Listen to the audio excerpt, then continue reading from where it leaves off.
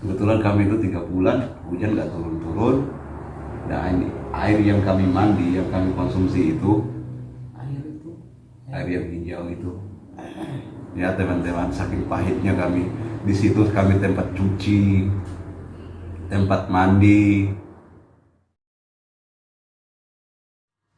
Assalamualaikum warahmatullahi wabarakatuh. Sahabat-sahabat, kembali lagi dengan saya Zainal Bitorki di channel Z Bitorki. Pada kesempatan hari ini, saya akan menceritakan dengan sahabat saya Iswanto tentang kisah beliau anak rantau.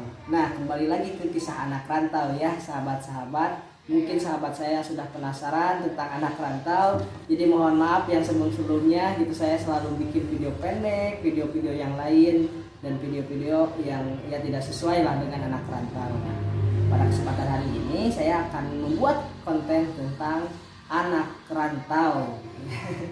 Nah, langsung saja daripada berbicara terlalu berbelit-belit, saya kasih waktu kepada sahabat saya untuk menceritakan kisahnya tahun kedua waktu merantau di Malaysia. Ya Bang. Ya, assalamualaikum warahmatullahi wabarakatuh. Ya teman-teman, kita masuk ke dalam pembahasan langsung. Kali ini saya bercerita tentang yang disampaikan oleh si Jai tadi. Dan waktu itu saya di Miri dan ingin menuju lokasi di Simpang Semunjang. Ketika itu kami berempat, saya, Halik, Ilyas, dan Didin. Dan kami 4 orang itu juga sepakat untuk berangkat ke lokasi itu. Di lokasinya Simpang Semunjang. Dan kami di esokan harinya, di pagi hari, langsung berangkat ke Simpang Semunjang. Dan terus kami naik bisnya, terus secara singkat kami sampai di sana. Ketika itu kami sampai di sana itu sekitaran jam 5. Ya. Dan biasanya di sana kan, kalau di sini kan oplet, angkot namanya kan. Oh iya. Kalau di sana apa Bang coba kira-kira Bang namanya? Kalau di sana beng-beng. Apa itu? Beng-beng. Beng-beng. Beng-beng kalau di kita itu kan makanan ringan gitu kan, atau pencuci mulut ya. Iya. Hai, kamu berisik. Dan tidak lama kami di situ, kami lihat beng-beng itu, ya angkot lah, angkot itu. Dan kami tanya, diskusi sama supir beng-bengnya, angkotnya. Kami diskusikan 4 orang, kan jarang juga di sana ada angkot. Per orang 40 ringgit katanya. 40 ringgit. Nah, Jauh memang. Lumayan 20 kiloan. Jadi gini Bang, sebelum melanjutin gitu ya, Nah, kira-kira Bang, karena tadi ada yang sedikit mengganjil gitu kan. Nama kalau di kita kan angkot outlet gitu kan, kalau di sana kan beng-beng gitu kan. Waktu Beng-beng. Abang pertama kali gitu Iya. kan datang ke Malaysia, dengar nama beng-beng itu kayak gimana sih? ya agak lucu sih kan kita baru dengar beng-beng itu. Kalau di kita kan biasanya kan makanan ringan, Iya, kan gitu kan. cemilan. Kan di sana itu kawan-kawan beng-beng itu Jadi, adalah angkot. Abang itu waktu ngedengarnya, ayo Is kita naik beng-beng gitu kan, atau gimana bahasanya? Dan saya pun bingung. Tiba-tiba ayo Is naik beng-beng gitu kan. Apa naik beng-beng? Kita mau naik coklat nih. Enggak juga sih kan. Kayak gitu. Nah, enggak. Lanjutin Bang. Dan ketika itu kami sudah selesai diskusi dengan supirnya, kami waktu itu mau ke Simpang Kepayang kalau nggak salah namanya. Simpang Semunjang, Simpang Kepayang dulu. Nah, Simpang Kepayang lagi. Oh, Belum sampai ke lokasi itu ya. belum. Belum. Masih jauh. Iya. Terus turun itu ada, kalau di sana biasanya kalau tempat penginapan itu ada majelis. Majelis. Nah, kalau umumnya di sana majelis. Oh, majelis di sana. Nah, kalau umumnya kalau tempat penginapan. Tempat penginapan itu majelis. Kami duduk-duduk di situ. Kan di sana juga kan ada teman-teman dari NTB juga Iya. yang menjemput, kan disuruh tunggu di situ. So, kami tidak lama datang, mereka pakai motor menjemput kami di sana. Pakai motor ya. Pakai motor. Terus dari Kepayang itu menuju ke Estate Rimbunan namanya di sana. Estate Rimbunan. daerah. Bukan, itu pabrik istilahnya kalau kita PT. Oh, PT. PT. Estate. Estate. Dan di situ kami di gate kan apa namanya, pintu masuk ladang Oh, itu. itu masuk ladang. Gimana itu? Itu masih jauh ya, ini masih 50 kiloan. Masih 5 kilo. 50 itu? 5 kilometer. 5 kilo dari pintu gerbang. Nah, 5 kilometer ke titik ke lokasi camp, istirahat. nah, titik lokasi istirahat ke campnya. Itu jalan kaki. Bukan pakai di sana, ya pakai motor tadi. Oh, yang- pakai motor. Kalau misalkan pakai jalan kaki gimana itu? Waduh. Nggak jadi kerja, yang jadinya sakit. Naik motor tahunya kan Iya. apa namanya, jalan pabrik-pabrik PT gitu kan, ya, apa namanya, kondisi jalannya tahu sendiri lah kan, waktu itu musim hujan juga kan, Iya. agak becek, jalannya rusak, Becek, nggak berlubang. ada ojek gitu kan. Kami sampai di sana sekitaran jam 9 malam. Jam 9 malam. Iya. Lokasi. Dan di situ kebetulan rombongan orang-orang di situ orang NTB semua. Oh, orang NTB. Jadi Sekitaran sahabat-sahabat 70. semua dari Nusa Tenggara Barat. Ya, salam sahabat saya dari Nusa Tenggara Barat, sekaligus sahabat Iswanto. Kalau Iswanto mungkin dulur lah gitu, kalau bahasa Sundanya gitu. Di situ sekitar orang-orang di situ tambah kami itu ada 70 orang. 70 orang. Nah, per pintu rumah itu orang itu ada yang 20 orang satu rumah. satu rumah. Ada yang Kebayang nggak tidurnya kayak gimana? Coba jelasin kan tidurnya. saya kayak jelasin gimana. ya. Itu ada yang tidur di WC juga istilahnya ya. Soalnya perumahan itu kecil untuk 20. Kecil berapa meter ke berapa meter bang? Kalau ini Itu sekitaran 5 meter kali 3 lah. 5 kali 3 20 orang yang tingginya gede-gede gitu kan, misalkan tinggi Itu ada yang tidur di dapur, habis di tempat. ada yang tidur Tidur di berdiri ada gak? di mana-mana weh. Soalnya itu masih baru perumahan teh. Belum banyak apa namanya, perumahannya sedikit. Masih sedikit. Nah, dan terus di situ saya pertamanya mimpi. Mimpi apa tuh bang? Kok jadi horor ini? Ini ya kan. Jangan horor dong gitu kan. Itu buat konten yang konten. bentar gitu Iya. kan, sekarang kisah abang aja. Tapi kalau misalkan mau diselipin gak apa-apa. Gimana itu bang? Dan saya mimpi itu, waktu itu saya Kok jadi merinding ya? didatangin itu Sama kerbau itu, tapi kerbau. tubuhnya manusia tapi kepalanya kerbau. Udah aneh-aneh aja ya di Nah, sana. saya berpikir udah aneh ini di sini. Ya. Kenapa dengan saya? Mungkin kedatangan kami mungkin Iya, mungkin iya. asing Oh istilahnya. asing ya, asing. Tapi saya tidak menghiraukan itu. Nah, ya kerja bang, kerja Nah, kerja. Jangan pokoknya, dunia mistis dulu ya. Fokus-fokus saja untuk kerja. Kebetulan kami 4 orang, rambut saya dulu aja panjang sampai sini dulu. Oh sampai sini. Nah, semua 4 orang itu panjang semua rambutnya. Soalnya nggak ada gunting. Bukan nggak ada gunting yang teman-teman. Jadi sama. Jadi Jadi itu rambutnya panjang itu bukan nggak mau cukur, nggak ada gunting. bukannya Lucu itu, joknya masuk lah. bukan Masuk. juga nggak ada gunting ya. Gimana ya? Istilahnya dengan di apa namanya, dengan keadaan di sana, dengan trennya di sana ya, artis-artisnya itu biasanya orang-orangnya Panjang-panjang panjang-panjang. rambutnya. Akhirnya kami yang anu teh ikut juga. Ikutin tren artis ya. Tren artis sana. Hmm. Dan kemudian disuruh potong.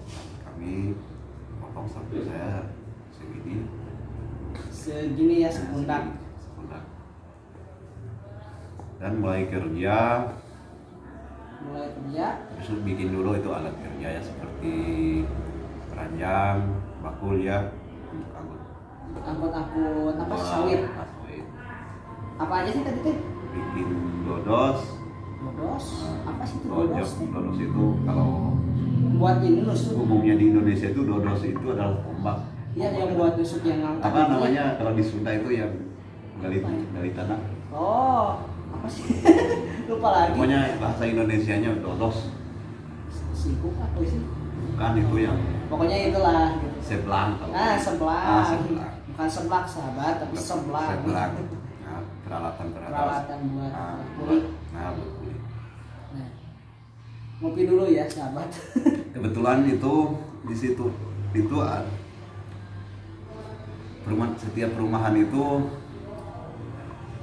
dan kami itu biasanya yang dihanukan di camp 2. Camp 2 Camp 2. Yang camp 3 itu orang timur semua. orang timur, Yang keempat orang Bugis. orang Bugis. Nah, dan campur orang Sambas. Timur, Bugis sama Sambas gitu Ah. di satu camp. Nah,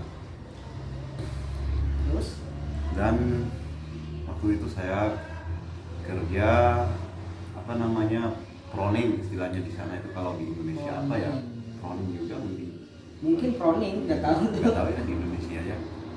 Proning itu bersih-bersihin dahan-dahan sawit yang sudah tua, yang sudah lama. Ya. Dan tidak lama saya jadi loading. Kalau loading di sana itu loading itu adalah pembantu supir. Pembantu supir. Kalau di sini mah loading itu ya mikir. loading buah istilahnya di sana. Loading Pembantu buah. supir istilahnya, pembantu supir lah istilahnya, kenek kalau di Indonesia. Kenek. Apaan sih loading gitu? Kalau saya Bang, kalau misalkan ditanya nih orang abang gitu waktu di sana datang ke NTB, di sana kerja apa sih? Jadi loading. Jadi kali kita tuh pikir 2 kali. Iya, gitu kan. Loading apa sih gitu? Kak, saya kan jadi loading itu waktu pertama saya kan belajar kalau di sana namanya person. Kalau di Indonesia kan person itu adalah jonder. Nah, jonder di Indonesia. Saya belajar jonder pertama kali. Itu kalau di Indonesia kalau di sana itu trailer itu Iya, gede itu yang panjang. patah itu, Pak. Patah itu pengalaman kita. Tahun kedua itu jadi gitu patah. Pengalaman pertama saya itu patah itu. Oh, pengalaman pertama di tahun kedua. Patah Kenapa itu Bang bisa patah, Bang? karena itu terlalu Berat. barbar itu. Bawa jondernya. Jadi Dan pertama saya dapat gaji di situ, dan situasinya juga di situ dulu. situasinya gimana? Situasi dulu lah, jangan gaji. Ya, situasi istilahnya tidak stabil lah istilahnya. Yang kami dapat informasi dulu gajinya bagus, Ya. stabil, tapi waktu kami ke lapangan, ke lokasi, tahunya enggak. Oh, enggak maksimal gitu. Saya dapat gaji itu 60 ringgit, sedangkan kebutuhan saya itu setiap bulan itu 700 ringgit, tidak Sebulan? mencukupi. Gede juga ya. Nah, gitu juga. Dan saya pikir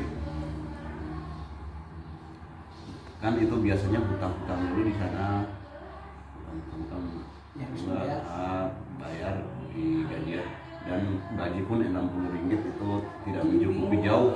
Jauh banget. Iya, sedangkan kebutuhan itu 700 ringgit tiap bulan. Itu gimana bayarnya, Bang? Bayarnya tiap bulan, dan kami pun istilahnya kalau di Indonesia itu demo.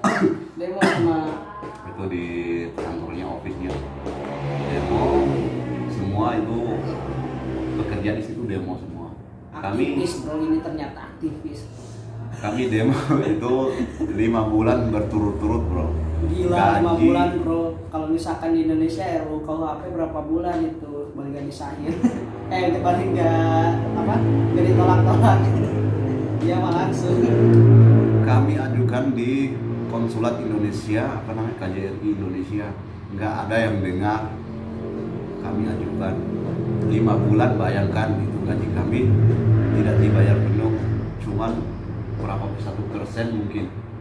Jadi gimana? Kjri itu datang, kami nggak datang itu, soal kami kirim surat ini kejadian dan ini perusahaan ini, kami demo 5 bulan berturut-turut.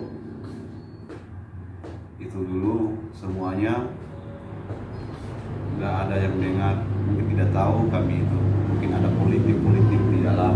Nggak tahu ya, Iya. kan ada kendali apa gitu. Ya, 5 bulan demo bro, 5 cuman bulan. buat gaji berapa sih? buat gaji 60 ringgit kalau dikali 60 ringgit. 60 ringgit. Iya, triliun Saya di berapa? situ bro, kebutuhan banyak. Tentulah kita di negara orang lain, saya nangis Nangis. aslinya saya nangis. Iya, muka saya juga suka nangis bro, jadi jangan lihat mukanya. Karena bukan nangis ya, nangis karena Sedih. kebutuhan, sedih, Kebutuhan, kerja, jalan. ya gitu kan, ya harus dikasih lah. Makanya sahabat-sahabat subscribe Itu. channel saya, like juga, share Iya. juga, tonton videonya sampai habis. Biar apa tujuan saya buat konten ini? Biar bisa beliau itu ya makan enak kan dari hasilnya YouTube gitu. Jadi ya gitulah gitu alibinya. Dan seterusnya itu kami teguh bekerja setiap hari, menjalankan untuk aktivitas kerja, tapi tetap juga gajinya segitu. Kebetulan saya dapat kiriman, terus saya dulu keluar, tapi itu nanti saya ceritakan lagi. Tahun depan. Terus saking anunya itu saya heran juga di sana. Kita semuanya orang Jawa, orang Bugis, orang Samba, semuanya lah orang Indonesia. Kita ikut semacam alam-alam gaibnya juga ikut, Ikut sama apa? bukan ikut seperti Ikut demo. apa namanya istilahnya, ikut membantu istilahnya. Oh. Kan kena dampaknya juga mereka itu, seperti kita kan manusia, aktivitas manusia, gaji kita kan manusia sedikit, dampak di Bisa juga alam sama. gaib sama. Oh, jadi ada Saya tahu dari situ karena itu biasanya kan orang Indonesia itu kan ada apa namanya, sesepuh gitu. sesepuh sana. Dan kemudian hari Jadi mohon maaf ya tadi agak sedikit dikat gitu. Nah, lanjutin bang. dan beberapa hari kan biasanya bulan 11 di sana apa namanya, pemutihan kalau nggak salah di sana. Pemutihan itu mencek di setiap PT itu apa namanya, tenaga asing itu harus lengkap surat dan datanya. Kami di situ baru datang. Terus ada pemutihan kayak gitu, kami lari. Lari bukan lari lah istilahnya, nyumput istilahnya sendiri. Soalnya ada cek Entry check. cek ada sekitaran 1 bulanan gitu. Nah, cek gitu, lari di bikin di sawit Sawit. Lalu gimana? itu, sampai itu jatuh itu orang orang tua itu diparik. Tapi jangan dulu Ini kenapa jadi lucu? bukan apa, kita kan takut di Iya, negara takut. orang kan, polisi Iya. masuk cek kan di sana. Jangan bahas di situ lah. Itu Tapi kalau sedikit-sedikit gak apa-apa. yang saya yang saya apa namanya sedih gitu ya. Ada itu orang tua dari sana dioperasi lambungnya dioperasikan, apa namanya, dia tidak bisa lagi berak itu apa, buang air besar lewat anunya, harus pakai selang. Apalagi tidak ada biaya untuk pulang. Ya. Sian. Kasihan. Dan kami sepakat di situ untuk kumpul-kumpul supaya beliau bisa berangkat, bisa pulang. Karena juga untuk apa di sini nggak berdaya istilahnya kan, ini sudah dioperasi. Ya jadi sahabat-sahabat Itu subscriber saya gitu kan, khususnya untuk orang-orang yang lihat konten saya, ya kita hargai perjuangan anak rantau gitu. Bahwasannya ketika beliau merantau itu kita nggak tahu kan kesehatannya itu dijaga ataupun tidak gitu kan. Jadi kalau ada anak rantau ya di daerah kalian khususnya rangkul lah gitu kan, jangan sampai dihinakan ataupun diasingkan, karena mereka itu lihat ke sana itu buat bekerja gitu, bukan buat untuk menjadi seorang mafia gitu. Kalau misalkan beliau menjadi seorang mafia, mungkin ada masalah terhadap kehidupannya. Salah satunya mungkin secara ekonomi itu terganggu gitu mungkin ya sahabat gitu kan. Jadi bukan masalah orang, jadi secara manusiawi bahwasanya manusia itu dilahirkan itu dalam keadaan suci. Terus manusia itu dalam keadaan intelektual yang bahasanya pintar lah, tidak bodoh. Jadi logika sederhananya bahwasanya ketika ada anak rantau yang mungkin secara pengalamannya kurang, bukan berarti dia bodoh gitu kan, mungkin saja ada satu masalah yang tidak terselesaikan lah gitu, atau secara ekonomi dia itu kurang ketika ada bahasa tentang anak rantau itu mafia dan sebagainya. Jadi jangan sampai ada seperti itu ya sahabat-sahabat. Lanjutin Bang. Dan itu kan yang tadi kan sudah dioperasi kan sudah selesai, sudah pulang, dan beliau juga selamat ke tujuan perjalanannya. Dan waktu itu saya ingin sekali di situ, ingin keluar, Sangat ingin. ingin keluar, tapi tidak ada biaya untuk keluar dari situ. Perih banget Perih ya. banget. Sakit gitu, pengen udahan gitu kan. Tapi saya sabar terus. Tapi dengan anunya seterusnya saya ketika itu pindah lagi alih kerja untuk